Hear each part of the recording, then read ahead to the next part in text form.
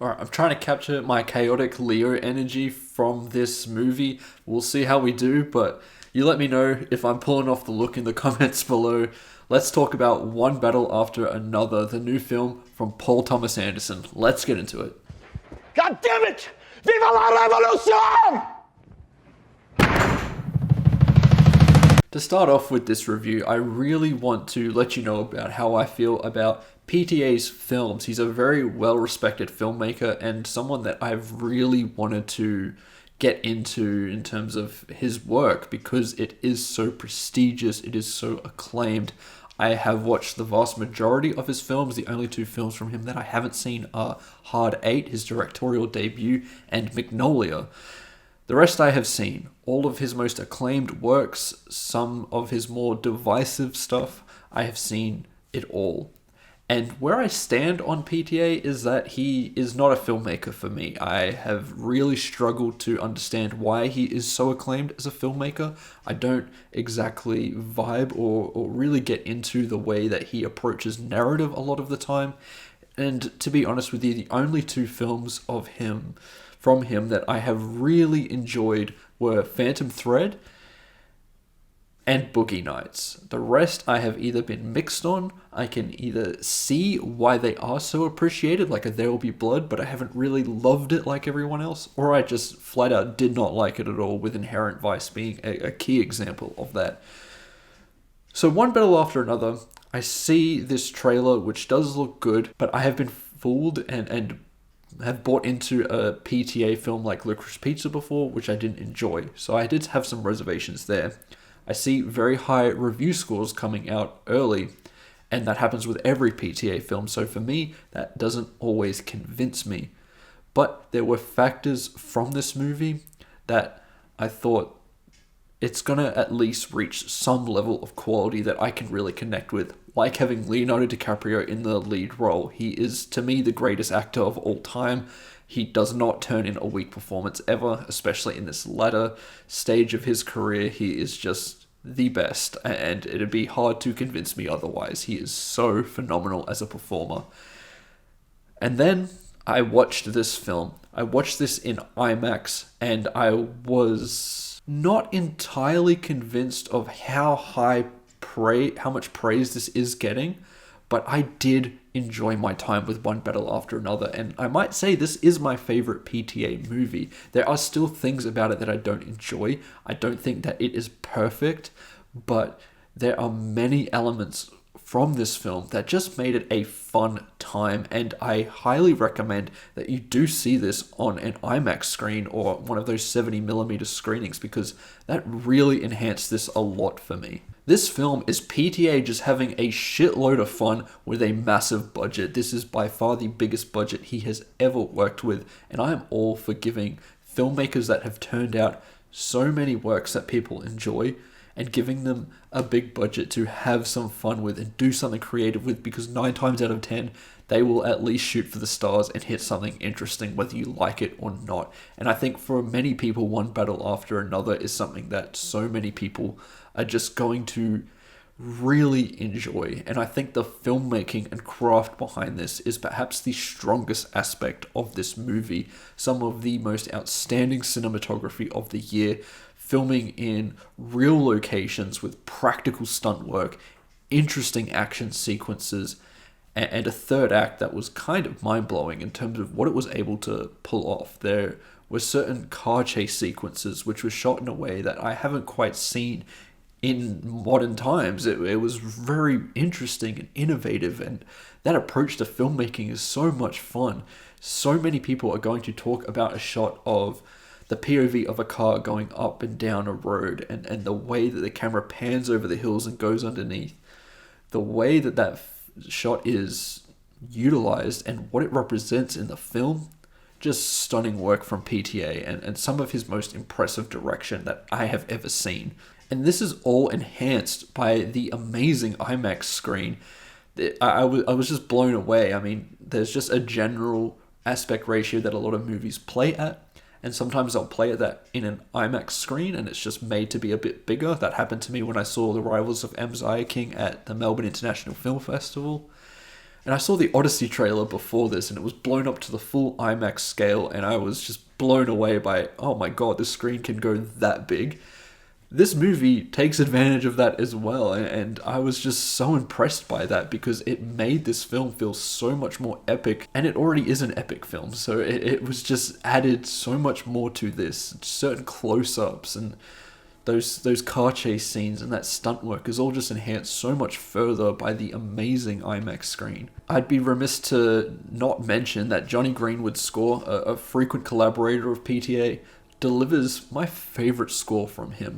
The work that he does here is so impressive. There's an excellent standoff between Chase Infinity's character and Sean Penn's character that hits this crescendo, and it was just one of the most mind-blowing uses of score that I've heard this year.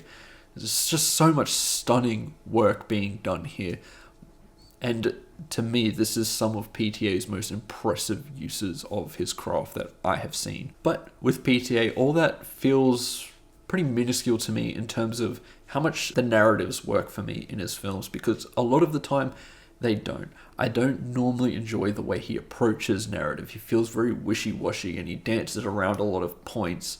And for some, it really works and it really hits them with what he's trying to communicate.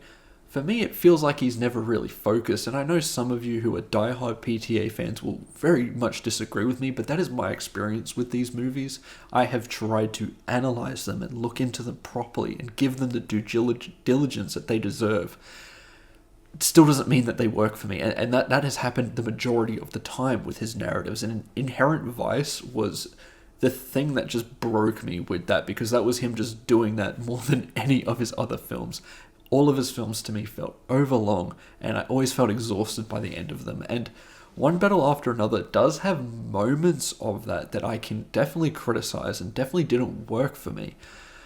I think there is this political speak within the film that I think is by far its weakest element. It touches on some things and then it jumps to another thing, and because of that, we're not really marinating on any point. I don't feel like PTA is really diving in deep and trying to say something profound. He just touches on it enough for it to be there, but I don't think the film really hits home these points, such as the use of talking about ICE and current topics that are so prevalent in American politics at the moment. It's like, sure, it's talked about, it's discussed in that scene, but then it goes on to all of these other things and it feels like that becomes forgotten about. And then I go, well, why was that really in there apart from you just trying to piss off some people and just quickly get something out there?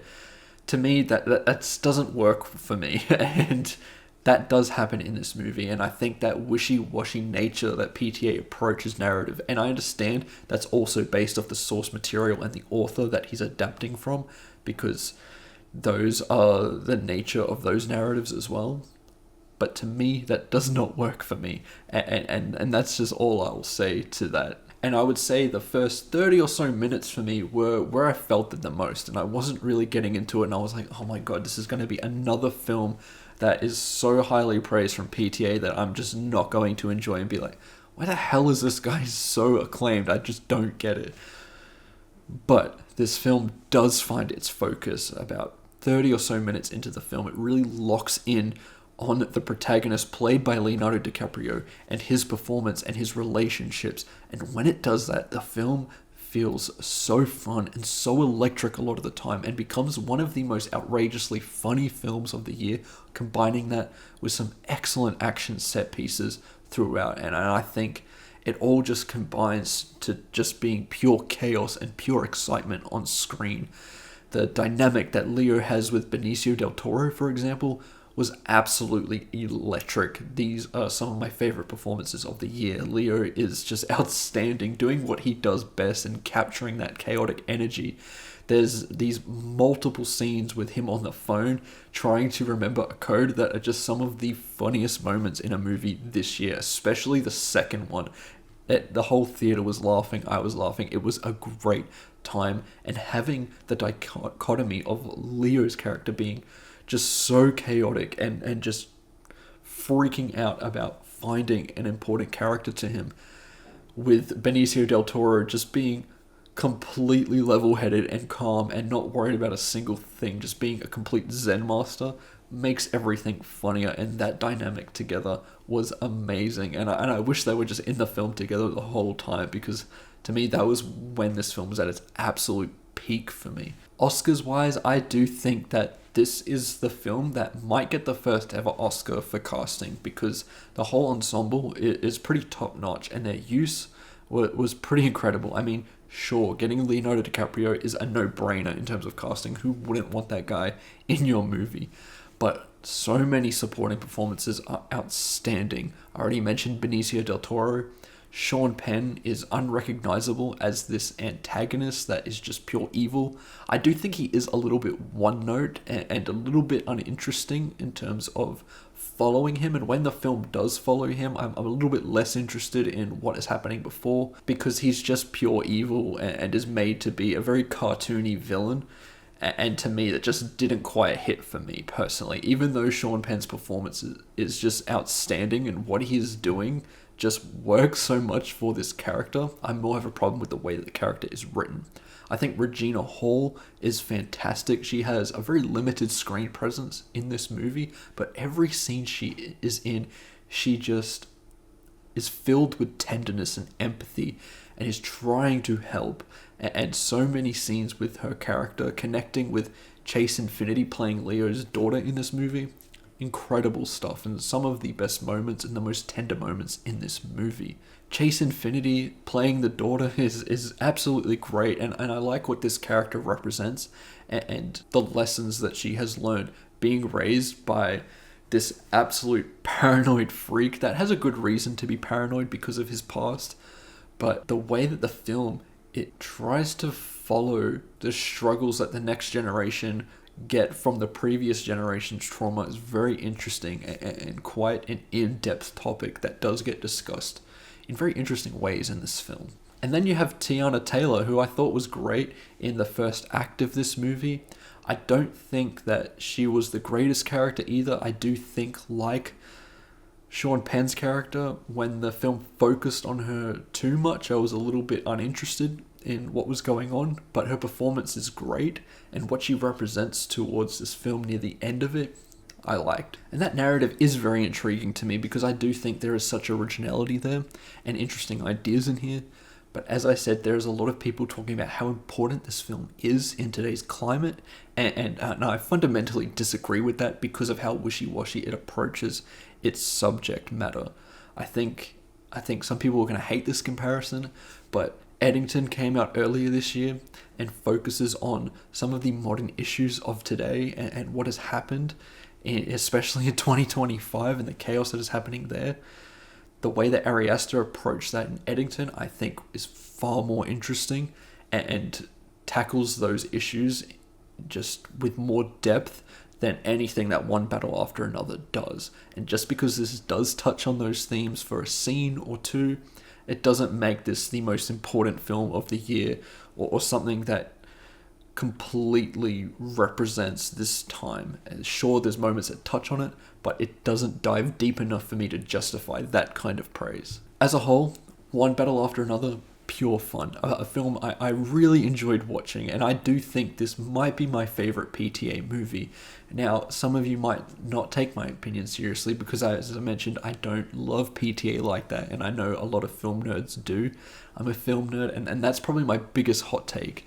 I just cannot get into this guy's stuff, but I was so happy to share this excitement with you all and really enjoy it. But I also want to be extremely fair in this review and not just dump endless praise on it like I have seen on the internet. I think there are things to criticize about it, but that does not make this not a good movie and not worth recommending, because it totally is. It's an electric film that's exciting, original, has great performances.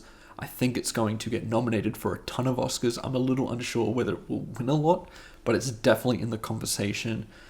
The film is worth a watch, and it's worth recommending on the biggest screen possible. And as a score, it's a 4 out of 5. I think it's an exciting film that I think of fondly, and I hope PTA kind of continues down this vein. I think that this might be his most accessible work to date, and if you're trying to get into PTA's work, this might be a good entry point for you, to be honest with you. But those are my thoughts towards one battle after another. If you've seen the movie, let me know what you think about it in the comments below. I'd love to hear your thoughts. Remember to like and subscribe, and I'll see you in the next one. Goodbye.